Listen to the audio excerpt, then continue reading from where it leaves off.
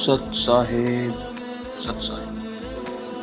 बंदी छोड़ कबीर साहेब की जय, बंदी छोड़ गरीब साहेब की जय। सदगुरुवे नमः। साध संगत जी, निगरा को अंग आज इसका धन और वाणियों का चिंतन आज मैं करूंगा। निगरा किसको बोलते हैं? जिसने अपने जीवन में साध संगति, सत्संगति, सतभक्ति और सदगुरु की शरण ज्ञान दीक्षा नहीं ली, उसी को निगरा मनुष्य कहा जाता है। ऐसा मनुष्य जीवन पाने के बाद भी अभागा ही माना जाता है। वह मनुष्य योनि पाकर भी पशु के समान होता है और इस भौतिक जगत में वह कितना भी संपन्न धन धान्य से संपूर्ण हो, परंतु उसको किसी भी लोक में सुख चैन नहीं मिलेगा और ना ही परलोक सदगति मिलेगी। ऐसा अहंकारी व्यक्ति सदैव भोग विलास और मद और माया के लिए ही बना है। पशु की भांति वह जन्म जन्मांतर तक नार की अवस्था में पड़ा रहता है। नार के जीव का मतलब होता है नरक में रहने वाले जीव। सदगुरु सेवा संगति से वंचित वह जीव निगुरा कहलाता है। इतिहास भी इन बातों का साक्षी है। विश्व के सभी संत महापुरुषों ने सदगुरु की शरण में विद्या ज्ञान की प्राप्ति और महानता को पाया है। इसलिए प्रत्येक जीव को, प्रत्येक इंसान को जीवन में सदगुरु को करना ही चाहिए। सदगुरु के बिना ना ही यहाँ पर सुख है, ना ही परलोक में शांति है। साध संगत जी, सत साहेब। गुरु बिन माला फेरते, गुरु बिन देते ज्ञान, गुरु बिन सब निष्फल गया, पूछो वेद पुराण। साध संगत जी, सदगुरु महाराज एक बहुत ही साधारण सी भाषा में समझाते हैं कि गुरु के बिना अपनी मनमानी और मनमुखी माला फेरने और जाप करने से सब कुछ निष्फल है, बेकार है। चाहे वेद पुराण शास्त्रों में यह देख लो, शास्त्र विधि के अनुसार ही चलना उचित है। वेद पुराणों में ये वर्णित है। 64 जीवा जोय के 14 चंदा माही, ते ही घर किसका चांदना, जी घर सतगुरु नाही। भले ही कोई 64 कलाओं में और विद्याओं का ज्ञाता हो, कितना ही बड़ा विद्वान हो, परंतु सदगुरु ज्ञान के बिना, सदगुरु प्रेम के बिना उसके घर और जीवन में प्रकाश नहीं हो सकता। जो कामनी पढ़ते रहे, सुने न गुरुमुख बात, सो तो होगी कुकरी, फिर उघारे घात। जो वह भविष्य में पशु योनि में और नंगे बदन घूमती है। अर्थात पर्दा करने वाली स्त्री गुरु से पर्दा नहीं करना चाहिए। गुरु पिता तो होते हैं, साथ में परमात्मा स्वरूप भी होते हैं, लेकिन यहाँ पर सदगुरु महाराज पूर्ण सदगुरु की बात कर रहे हैं, किसी देहधारी गुरु की नहीं। श्रद्धा भाव से सदुपदेश को श्रवण करो, जीवन में उतारो और अपना कल्याण करो। कबीर, गुरु की भक्ति बिनु राजा ऋषभ होए, माटी लधे कुम्हार की, घास न डाले कोय।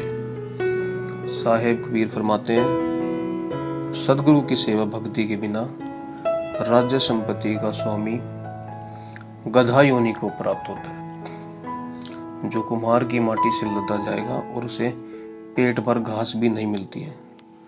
अतः सदगुरु भक्ति से जीवन में तत्पर रहो। गगन मंडल के बीच में तौवा झलके नूर, निगरा महल न पावे, पहुंचे गुरुपुर। साध संगत जी, कितनी साधारण भाषा में सदगुरु महाराज समझा रहे हैं। सबके हृदय मंदिर में अविनाशी आत्मदेव का प्रकाश झलक रहा है, परंतु निगरा उस स्थान को कदापि नहीं पा सकता, क्योंकि वो ज्ञान रूपी सागर में कभी उतरा ही नहीं, किनारे पर ही बैठा रहता है। किनारे से ही बैठ के सदगुरु महाराज को दूर से देखता है। ऐसे आज भी बहुत सारे इंसान है धरती पर जो साहिब कबीर की वाणियाँ पढ़ते हैं, उनके दोहे गुनगुनाते हैं, लेकिन वो कभी पूर्ण रूप से ज्ञान में उतरते नहीं और पूरा जीवन उन्हीं को ही गाते गाते गुजार देते हैं। उनको नाम दान भी प्राप्त नहीं हो पाता। वही साधना के माध्यम से पार पा सकेगा। आत्म दर्शन के लिए गुरु ज्ञान आवश्यक है। कबीर हृदय कठोर के, सब न लागे सार, शुद्धि बुद्धि के हृदय विधे, उपजे ज्ञान विचार। साहिब कबीर कहते हैं जिनका हृदय कठोर है उनको सत्य शब्द सार का उपदेश उसी प्रकार कोई असर नहीं होता जिस प्रकार पाषाण पर जल वृष्टि का कोई प्रभाव नहीं पड़ता। पत्थर के ऊपर कितना भी जल पड़ जाए उसका कोई उसके ऊपर प्रभाव नहीं पड़ता। जिसमें जिज्ञासा प्रेम है, सच्चे शिष्य और जिज्ञासु है, उनके हृदय में ज्ञान विचार उत्पन्न होते हैं। हरिया जाने रूखड़ा उस पानी का ने, सूखा काट न जाने ही कि तू बड़ा बूढ़ा में। पानी के गुण स्नेह को तो हरा वृक्ष ही जानता है, क्योंकि उसे पानी के प्रभाव से पता है। परंतु सूखी लकड़ी को कितना भी पानी में डुबो वह उसके गुणों से प्रभावित नहीं है। इसी प्रकार सद्गुरु ज्ञान प्रभाव जिज्ञासु जनों पर ही पड़ता है। कबीर हरिरस बरसिया गिर पर्वत सिखराए, नीर निवानु ठहरे ना वह छप्पर डाए। साहेब कबीर अपनी वाणियों के माध्यम से समझा रहे हैं बरसात तो पर्वत शिखर ऊंचे नीचे तथा समतल भागों पर समान रूप से होती है, परंतु पानी सभी जगह नहीं ठहरता। शुद्ध उदाहरण देते हुए समझाते बिल्कुल शुद्ध, वह केवल खाली गड्ढों और झील और तालाब में ही रुकता है। अर्थात मालिक के ज्ञान सद्गुरु के ज्ञान का प्रवचन सभी के लिए समान है। सभी जीवों के लिए जो धरती पर है, कोई ऊंच नीच नहीं, कोई भेदभाव नहीं, परंतु वह सच्चे जिज्ञासु सच्चे शिष्य के हृदय में ही समाता है। पशुआ सो पालो प्रयो रौरो हिया न कीज, ऊषर बीज न ऊसी बोवे दूना बीज। जिनका स्वभाव पशुओं जैसा है, ऐसे मूर्ख मनुष्य से बार बार सामना होने पर भी ज्ञानियों का हृदय कभी दुखित नहीं होता, क्योंकि ऊसर भूमि में दुगना बीज भी डालो परंतु वह नहीं उगता। इसी प्रकार मूर्ख को कितना भी ज्ञान उपदेश दो वह समझता नहीं, और उनके साथ कितनी ही वार्तालाप करो, कितना प्रयास करो उनको समझाने का, उनको कोई फर्क नहीं पड़ता। ऐसे बहुत से भाई जो समझना भी चाहते हैं लेकिन उनको बार बार समझाने के बाद भी वो वहीं पर आके अटक जाते हैं। हमें नाम कब मिलेगा, हमें नाम कब मिलेगा, हमें सद्गुरु के दर्शन कब होंगे। आपके और आपके सद्गुरु के बीच में तीसरा कोई बिचौलिया नहीं है। सद्गुरु पूर्ण ब्रह्म परमात्मा कबीर साहिब खुद ही सद्गुरु है, और उनके और आपके बीच में कोई भी नहीं है तीसरा। ये आप जानो, ये जीव और मालिक और सद्गुरु के बीच की बात है। तीसरा उसमें कोई कुछ नहीं कर सकता। ये प्रेम से ही आप उसको पा सकते हो। कबीर लहर समुद्र की मोती बिखरे आए, बगला परख न जानी हंसा चुन चुन खाए। साहिब कबीर कहते हैं समुद्र में लहर उठती है तो मोती सभी मोती किनारे पर आ जाते हैं। बगला उनकी परख नहीं जानता, परंतु हंस उन्हीं मोतियों को छुप छुप के खाते। अर्थात सत्संग रूपी समुद्र में ज्ञान रूपी मोती तो बिखर जाते हैं, परंतु उन्हें सद्गुरु के प्रेमी पार के हंसी उठाकर खाते हैं। और साहब कहते हैं सुखदेव सरीखा फेरिया तो को पावे पार, गुरु बिन निगरा जो रहे पड़े 84 धार। साध संगत जी, सुखदेव जैसे गर्भ योगेश्वर जो गर्भ से ही योगेश्वर थे, ज्ञानी मुनि को भी निगरा होने से वापस बैकुंठ से घुमा दिया था।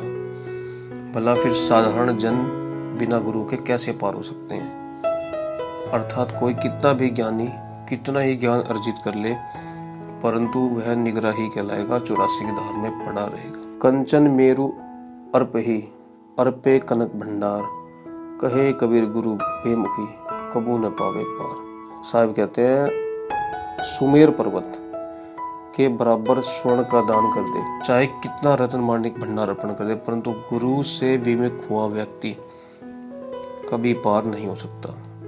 सुमेर पर्वत इस ब्रह्मांड के अंदर, इस जम्बू द्वीप के अंदर सबसे बीच में स्थित है और सबसे ऊंचा पर्वत है, इसलिए इसकी संख्या सतगुरु महाराज ने इस वाणी में दी गई है। साकट का मुख बिंब है, निक्षत वचन भुवंग, ताकि औषधि मौन है, विष नहीं व्यापे अंग।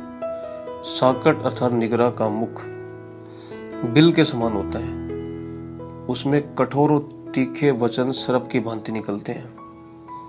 आप कभी व्हाट्सएप ग्रुप में देखते होंगे, कई भाई सत्संगी भी कहलाते हैं अपने आप में, लेकिन वो ऐसी अनाप शनाप बातें करते रहते हैं जो एक सत्संगी को तो निकालनी ही नहीं चाहिए, लेकिन फिर भी वो सत्संगी भी बोलते हैं, गुरु की बड़ाइयाँ भी मारते अपने गुरु की, और ऐसे ही अनाप शनाप एक दूसरे के गुरुओं पर लांछन लगा के बातें करते रहते हैं। वो सत्संगी हो ही नहीं सकते।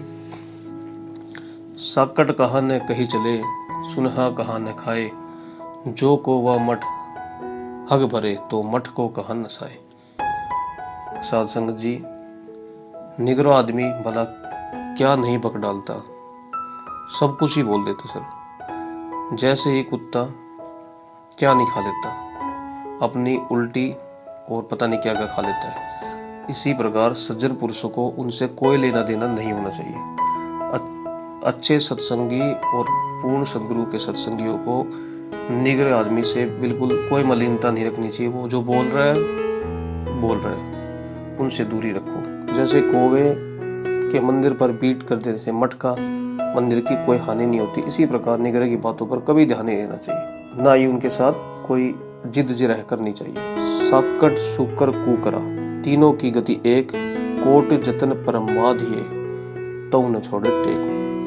साकट निग्रह आदमी, सुकर और कुत्ता तीनों की एक जैसी गति होती है। चाहे कितना ही यत्न कर लो, उनको कितना ही समझा लो, सदमार्ग पर चलना चाहे या अपनी आदतें नहीं छोड़ दे, सही रूप में परिवर्तित नहीं किया जा सकता। साकट संग न बैठिए, करण कुबेर समान, ताके संग न चालिए, पड़ी है नरक निदान। निगरे के पास कभी भी मत बैठो, चाहे वे कर्ण के समान दानी क्यों न हो और कुबेर के समान धनवान क्यों न। उनके साथ मत चलो, क्योंकि ये सत का मार्ग है। यहाँ पर आप थोड़ा सा भटके और बहुत नीचे तक गिर जाते हो, फिर ऊपर संभलते हो, फिर गिर जाते हो। इसलिए इनसे दूरी बना के रखें और अपने सत्संग में ध्यान दें। साकट ते संत होत है, गुरु मिले सुजान, राम नाम निज मंत्र दे, छुड़ावे चारों खान। निगरा आदमी कभी भी अच्छा बन सकता है, साधु संग संगत में समान हो सकता है, यदि उसको अभिपूर्ण सद्गुरु मिल जाए। अपने पवित्र राम नाम मंत्र देकर आत्मज्ञानी साधना से संसार को चारों खानियों से छुड़ा सकता है। ऐसे पारखू सतगुरु खोटे को खरा बनाने की क्षमता होती है। उसके ज्ञान से कुमार्गी भी सन्मार्ग पर चल पड़ते हैं। निगरा ब्राह्मण नहीं भला, गुरुमुख भला चमार, देवतन से कुत्ता भला, नित उठ भूखे मार। निगरा ब्राह्मण भी अच्छा नहीं, क्योंकि वह अज्ञानी है। उससे अच्छा ज्ञानवान सत्संगी अगर गुरु किया हुआ कोई ऐसी जाति का हो जिसमें इसी प्रकार पत्थर आदि जड़ देवताओं से, तो वह कुत्ता अच्छा होता है जो घर की रखवाली करता है, परंतु वे जड़ देवता तो अपनी रक्षा भी नहीं कर पाते। यहाँ पर पत्थर की संज्ञा सदगुरु महाराज ने दी है, देवी देवता की नहीं दी है। देवी देवता एक प्रत्यक्ष रूप में माने जाते हैं, पत्थर रूपी देवी देवता नहीं माने जाते हैं। हरजन की लाता भरी, बुरी साकट की बात, लातों से सुख उपजे, बातें इज्जत जा। हरजन की लाता भरी, बुरी साकट की बात, लातों में सुख उपजे, बातें इज्जत जात। कबीरा बातें इज्जत जात। साध संगत जी, हरि भक्त कभी न कभी किसी को छोड़ नहीं मारते, परंतु फिर भी हरि भक्तों की तो लाते और खरी खोटी बातें भी अच्छी, परंतु निगरों की तो मीठी बातें और उनका संगत भी बुरी, क्योंकि हरि भक्तों की मारी हुई लातें आपको सुख आनंद और सन्मार्ग पर लेके आएगी, और निगरों के साथ वार्ता से मान हानि और ज्ञान हानि और भक्ति हानि होती है। इसलिए गरीब साहब ने तमोगुणी, सतोगुणी और रजोगुणी 3 तरह के जीव आपके जीवन में आपको मिलते हैं। तो गरीब साहब ने भी अपनी वाणी में कहा कि भाई इन तीनों से अलग अलग तरीके से इनसे बातचीत करो। अगर सतोगुणी मिलता है तो उनसे प्रेम करो, उनसे बातें करो, उनको समझाओ परमात्मा का ज्ञान। रजगुणी मिलता है, उनको भी थोड़ा ज्ञान समझा दो ताकि वो मार्ग पे आ जाए। अगर तमोगुणी व्यक्ति मिलता है, आप कितना भी उनसे प्रयास करो वो कभी समझ नहीं पाएंगे। इसलिए ऐसे व्यक्ति जो बेहद शराब, मांस या अन्य चीज़ों का सेवन करते हैं, उनको उनके आगे ज्ञान बखारने का कोई फायदा नहीं है। इसलिए अपना समय नष्ट ना करें और उनसे हाथ जोड़े और उनसे दूरी बना के रखें और अपने सत्संग और अपनी भक्ति अपने सदगुरु के चरणों में सुमरन करते रहे। सत साहेब, सत साहेब, सत साहेब।